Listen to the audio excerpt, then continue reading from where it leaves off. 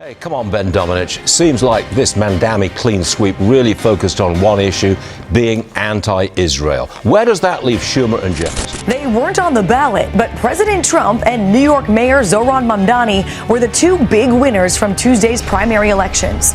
Trump-backed Republicans won races from Utah to Maryland, as well as in South Carolina. In New York, all three candidates endorsed by Mamdani were victorious. Some now questioning if his influence can translate to a national level. All three of these were very important to him building his political influence and making the argument that his brand of politics can extend to other candidates. Lists going to Congress. Mayor Mamdani made 3 endorsements, all 3 of them won. And I'm wondering if you're looking at this as a Manhattan project, if you will, or a national trend.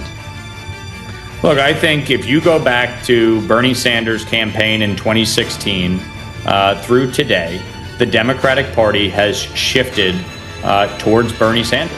Making life in the city more affordable. And in each of these candidates, I see partners in that work.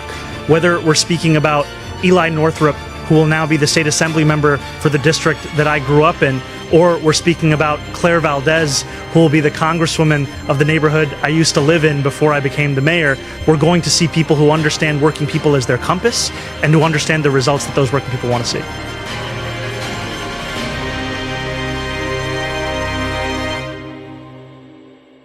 Yo, what is good, YouTube? Welcome back to another video. I'm your host, ACL, and we're back with another one, man. Yes, sir. Please forgive me. I am kind of under the weather right now. I don't know if I caught a virus or if I just got, my allergies are just flaring up. I'm just really not feeling like the greatest, but I know I have to drop this video out for you guys because it's important, man. There's a lot of things going on in these streets, man, and we got to talk about it. So let's get into it. So like I said, I'm not going to do too much talking. We've already discussed Zohran Mamdani on the channel. Like I said, excuse me, I'm sick, so I'm going to be butchering names and slurring a whole bunch.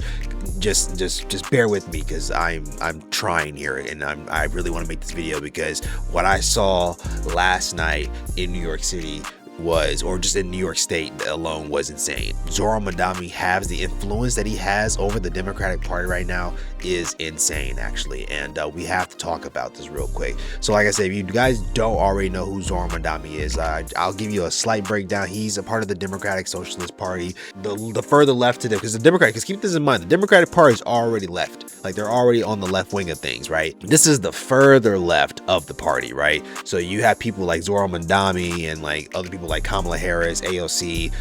You could even say Gavin Newsom, but even him, he's not really a socialist. He's more on the progressive side, but he tends to agree with a lot of these socialist ideas. So if he had to be a socialist, he probably would be one. Zohran Mamdani, he's built his basically his brand off just grassroots organization, social media, and just engaging with New York voters. And now New York's been voting blue for a while. They've been voting blue no matter who for a while now. It was only a matter of time before a socialist like Zohran Mamdani, who has the charisma as him, to be able to galvanize the youth, the younger voters, who, let's be for real, a lot of these young kids, they're not really working, they're more likely going through school. So a lot of stuff that these younger voters, these younger kids are dealing with, they necessarily can't control because they're trying to focus on getting their lives together so that way they have a career, but at the same time too, you have all this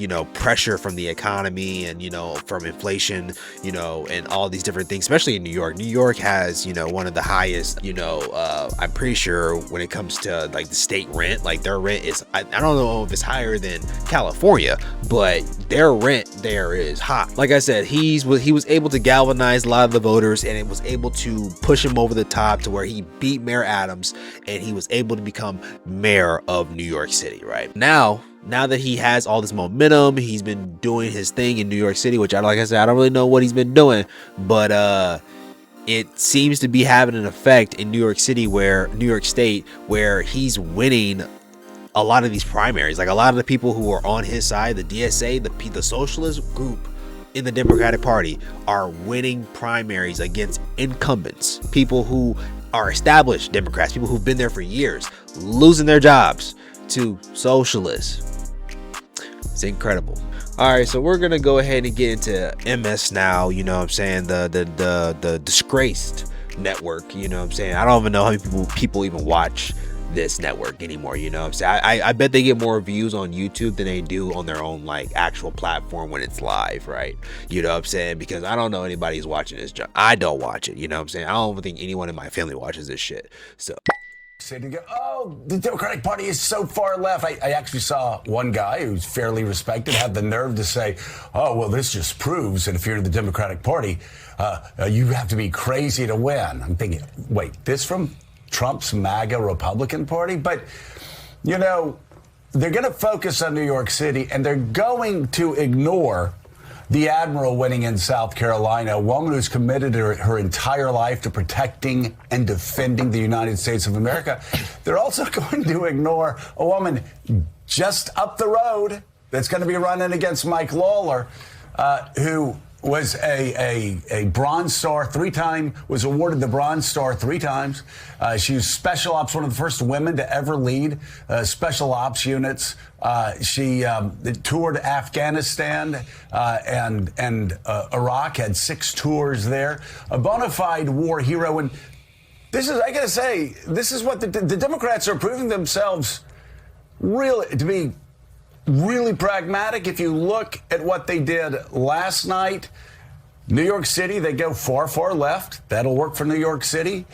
In places like Lawler's district, which is a swing district, South Carolina 1 swing district, finding these military heroes, much like they did with the New Jersey race, Mikey Sherrill, and in Virginia, Spamberger, while they were electing a socialist in New York City, Mamdani. It worked then. We'll see if it works this fall.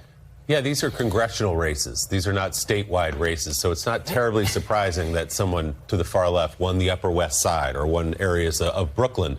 It is impressive that Mayor Mamdani, in his short term in office, was able to sort of bless these candidates, and some of them winning overwhelmingly and unseating incumbents. Dan Goldman losing by 30 points in his district. The incumbent and Congressman Expiat, who is a major figure in congressional Hispanic caucus, the leader of that caucus as well. He was unseated in a closer race there. So, yes, as the New York Times says this morning, Mamdani showed he can be a kingmaker, but... Look at this.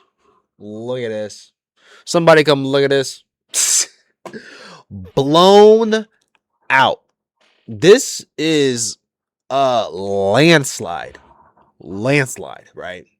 It's not looking good for these Democrats, bro. And they think that, and this is the funny thing, a lot of these people only think that it's only going to stay within like the smaller cities and it's not going to spread nationwide. It's like, no, we actually have people who are like, you know, what about Graham Plattner? He's a open communist. Like, this guy is an open socialist. You know, like I said, he even had a Nazi tattoo at one point. So it was, you know, like they're electing these people who literally are cuckoo for Cocoa Puffs. Like, these people have real issues. And look, it may be on a city level, it won't like harm the constituents who are in the city level, right? But if this touches like a statewide like level, you know what I'm saying, there could be issues. And you already seen it with, you know, Governor Spamberger. Now, Governor Spamberger, I don't even know if she's 100% a socialist, right? But she subscribes, right? And that's the thing with the Democrats. They be placating to these people. You know what I'm saying? Even though that they don't fully subscribe to the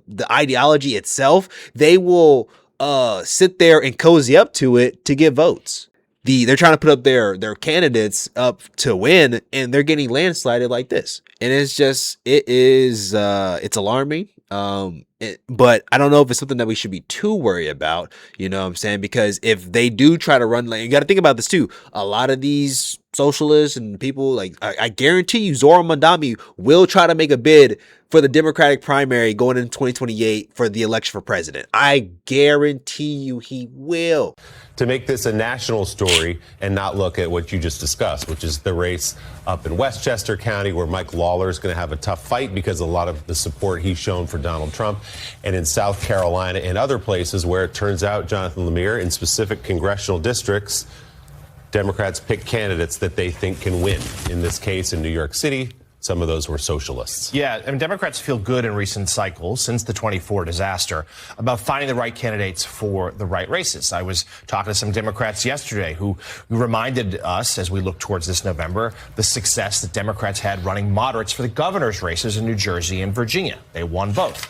But yet, and we're seeing the same there in South Carolina. They feel very bullish about a lot of races coming up this fall. But yes, it's not a one-size-fits-all solution. And in New York City, certainly that's the story here, is Zohran Mamdani, in his early days in office, having significant coattails, being a kingmaker and picking off. You're choosing, Joe, to use his political capital to pick off some incumbents to put in some of his sort of more of like-minded fellow travelers, more to the left than others. I mean, Dan Goldman has a record that a lot of Democrats pretty happy with the exception of some of the support for Israel in the months after the war. And also, there's also here in New York, there's sort of the Latino political machine also showing its age. I think that's part of it as well. That's a subplot to what happened here. But no doubt, what worked in New York City, Democrats aren't trying to replicate it other places. It's not one size fits all. I disagree. They're trying to replicate it. They literally tried to do it in 2024. Like, they tried. And it failed. Like, and that's the thing. People think that Kamala was only just like left. Like, no, like she was hiding. She was hiding her true feelings, really. You know what I'm saying? Because she was trying to be a moderate. She was trying to like gain moderate support, but everyone could see that she was a progressive. Like, everyone could see that she was very progressive. You know what I'm saying? And people were like, no, we were already dealing with progressive as Joe. We're not trying to go even further that way, right? We're not trying to go further that way. Let's get it back into the middle, right? Where it can be, but unfortunately it went further to the right. So But let me know what you guys think down in the comments down below, whether or not this was an L or a W. Like I said, I'm sick, so I'm just trying to push through this and just give it my best that I can and whatever. But yeah, guys, I appreciate you, and I will catch you guys in the next one, man. Peace.